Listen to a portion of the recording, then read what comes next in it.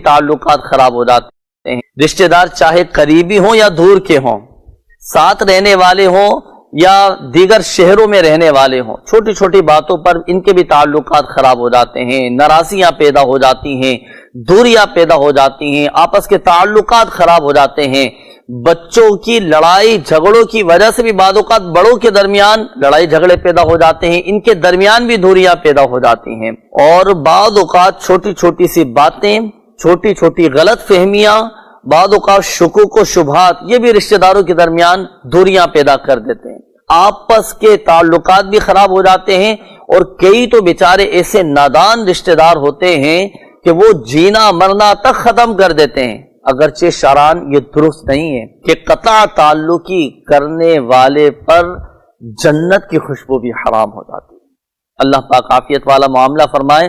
तो कभी अल्लाह न करे इस तरह के मामलात पैदा हो जाए तो मिल बैठ कर इसके हल की तरफ आना चाहिए। आपस की नाराजगियों को, छोटी छोटी बातों को दरगुजर से काम लेते हुए आपस में बैठकर इनके मसाइल के हल की तरफ आना चाहिए। लेकिन आइए खास वज़ाइफ में अर्ज करूंगा कि अगर कहीं रिश्तेदारों के दरमियान, खानदान वालों के दरमियान, बिरादरी वालों के दरमियान दूरियां पैदा हो जाए ना, आपस में ताल्लुकात खराब हो जाएं, या अल्लाह ना करे औलाद बाद औक़ात ऐसा होता है कि नाराज होकर चली जाती है, वालिदैन को छोड़ देती है, भाई अपने बहनों को छोड़कर चले जाते हैं, बहनें अपने भाइयों को छोड़कर चले जाते हैं।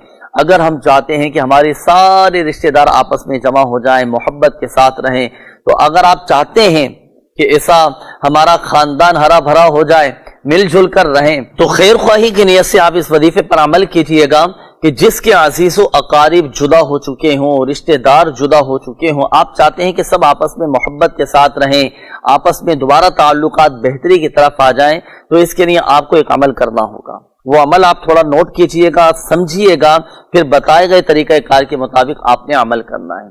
इसके लिए आपको चाश्त के वक्त गुस्ल करना होगा। अच्छा, अब चाश्त का वक्त होता कब है? तो देखिए, नमाज फजर का वक्त जैसे ही खत्म हुआ, तो नमाज फजर का वक्त खत्म होने के बाद, यानी तुलुए आफताब के 20 मिनट के बाद, अब आप नमाज इशराक भी अदा कर सकते हैं, नमाज चाश्त भी अदा कर सकते हैं। तो नमाज चाश्त के वक्त आप गुस्ल करके आसमान की तरफ मुंह करके, यानी अपना चेहरा आसमान की तरफ करना है। आसमान का नजर आना शर्त नहीं है, आप भले अपने ही कमरे के अंदर, अपने बेडरूम में, अपने घर में आप ये अमल कर सकते हैं।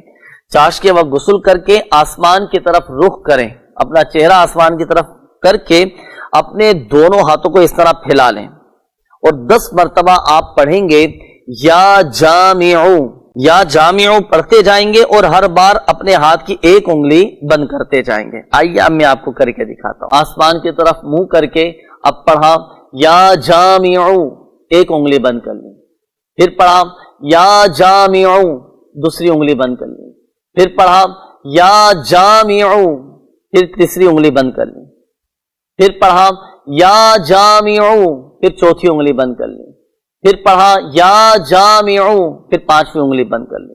तो इसी तरह या जामिउ पढ़ते चले जाएं और हर बार एक उंगली बंद करते चले जाएं। तो 10 मरतबा या जामिउ पढ़ने के बाद अब क्या करेंगे, अपने दोनों हाथ अपने चेहरे पर फेर लें, सिर्फ फेर लेना है, चाहे तो उसके बाद दुआ करें गिड़गिड़ा कर अल्लाह पाक की बारगाह में और अपने